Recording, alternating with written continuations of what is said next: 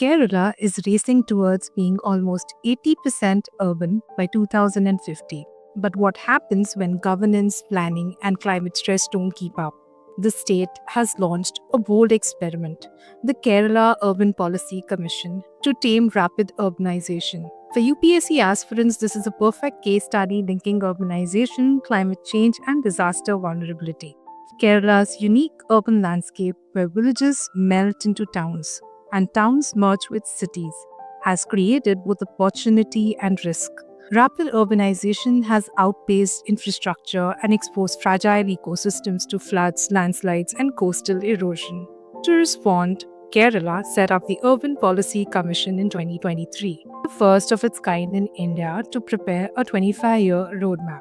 The Commission projects that by 2050, 4 out of 5 Keralites will live in urban areas. Given the state's geography of coastal edges, midlands, and steep highlands, climate hazards cannot be ignored. The report calls for risk-informed master plans, hazard zoning, and stronger municipal capacity to deal with disasters.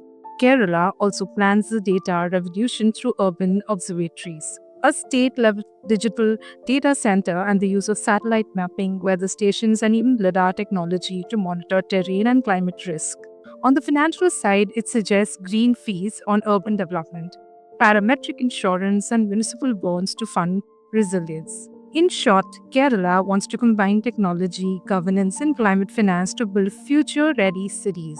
For UPSC, this case links GS1 urbanization, GS3 environment and disaster management, and governance reforms under polity.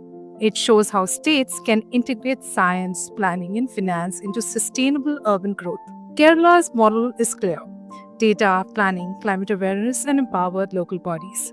If other states follow, India could turn its urbanization challenge into an opportunity. For UPSC answers, remember, Kerala is not just managing cities, it is future proofing them.